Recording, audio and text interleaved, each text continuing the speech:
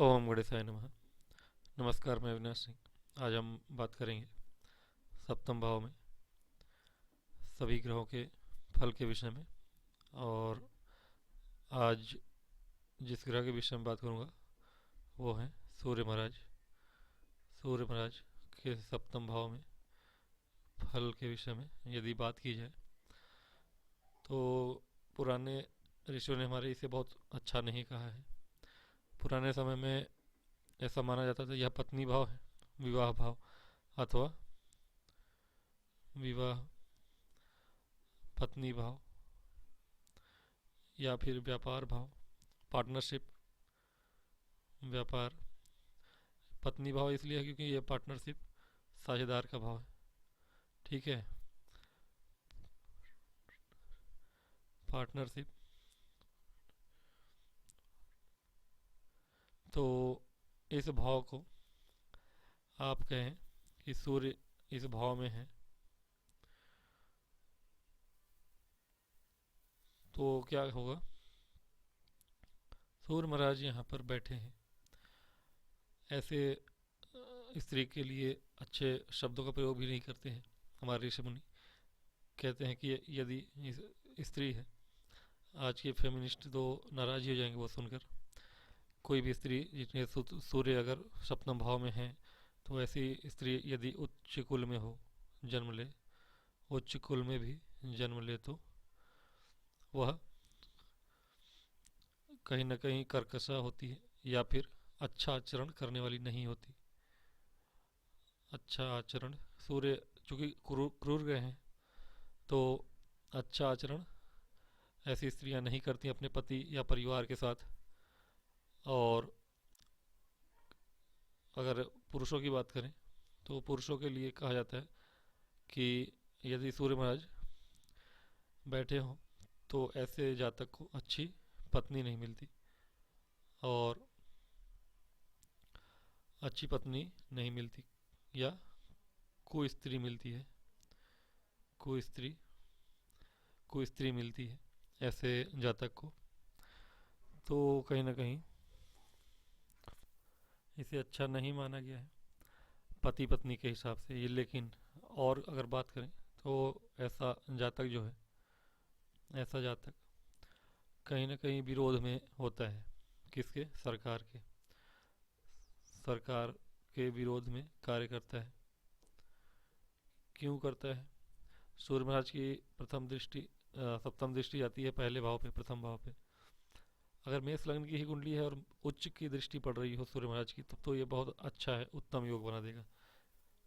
फिर ये सरकार विरोधी नहीं बल्कि सरकार के पद को प्राप्त कराने वाला हो सकता है। लेकिन वो तब होगा, दृष्टि तो उच्च की होगी, यह भाव तो अच्छा होगा, हो सकता है ऐसा व्यक्ति फिर शरीर अच्छा प्राप्त करे। किंतु ये स्वयं ये तुला राशि में होंगे तो यह नीच के हो जाएंगे। और नीच के सूर्य अगर सप्तम में बैठे हो तो पति और पत्नी के रिश्ते सही नहीं चलेंगे, जीवन पर्यंत लड़ाई झगड़े होते रहेंगे। इसकी स्वयं की शारीरिक बनावट, अब सूर्य नीच हो जाएंगे तो अब उनकी उच्च की दृष्टि होगी लेकिन वह फिर सम हो जाएगा, क्योंकि यह नीच के हैं, उच्च की दृष्टि है तो वह बराबर ही काम करेगा, ना ऊपर ना नीचे, वह बीचों बीच आ जाएगा। तो आप कहेंगे कि सूर्य की जो सप्तम में बैठना है, सूर्य अगर सप्तम में है आपके तो वह अच्छा इसीलिए नहीं माना गया है। ऐसा जातक जो होता है अपमान को प्राप्त होने वाला होता है, अपमान को प्राप्त होता है, जीवन पर्यंत प्राप्त करता है अपमान। इसके अतिरिक्त हम देखें तो स्त्रियां जो होती हैं वह स्नेह और सज्जनता रहित ही होती हैं। स्नेह और सज्जनता नहीं होती है ऐसे स्त्रियों में। मतलब कि कह सकते हैं कि सभी के साथ ऐसा नहीं होना चाहिए, लेकिन हाँ, अगर सूर्य हमारे सप्तम में है आपके तो आप मंगल जैसे, सूर्य मंगल होते हैं तो क्रोध ही होता है, सूर्य यहाँ होते हैं तो वह स्त्रियों के चरित्र को थोड़ा सा कर्कश बनाते हैं, कठोर बनाते हैं, क्योंकि वह स्वयं क्रूर ग्रह हैं। हाँ, अगर अच्छी राशि में है, नीच के ना हो तो फिर कुछ अच्छा हो सकता है। और आपका गण अच्छा है, आप देवगढ़ के हैं यदि नीच राशि के हों, आप राक्षस गण के हैं, तो वह और भी बुरा है कहीं ना कहीं। लेकिन यदि आप स्वयं स्वयं की राशि में हो, मित्र राशि में हो, तो एक बार को आप कहिए कि वह अपने घर को बचाएंगे, ऐसा जातक फिर अच्छा काम करने वाला हो सकता है।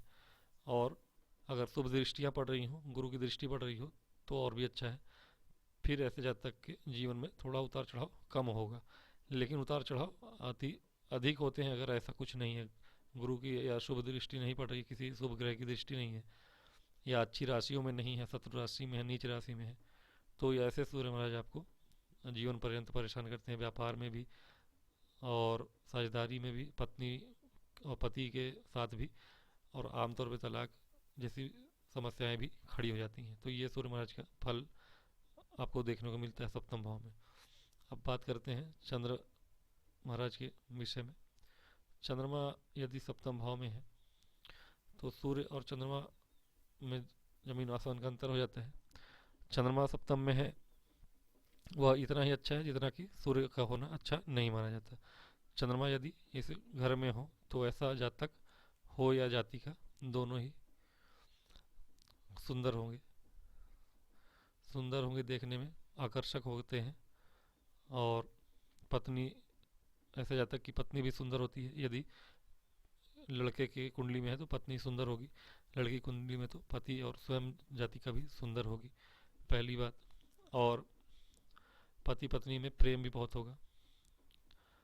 ये एक अच्छा गुण है कि बस ये है कि नीच के ना हो यहाँ पे, या राहु केतु के एक्सिस में ना हो।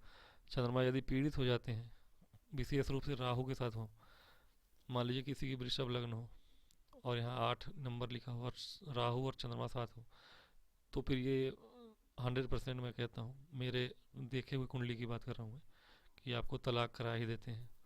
और ऐसा वैसा तलाक नहीं, बहुत ब्याह करते ही तलाक हो जाए, ऐसा कि 6 महीने के अंदर। तो ये चीज़ें हैं।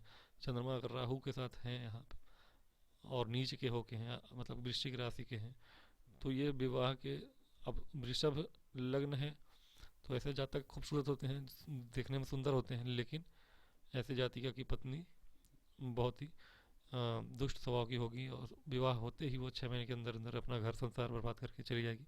कई कुंडलियाँ मैंने देखी हुई हैं, इसलिए कह रहा हूँ। चंद्रमा पीड़ित ना हो कम से कम, या नीच के ना हो, तो सब कुछ अच्छा है।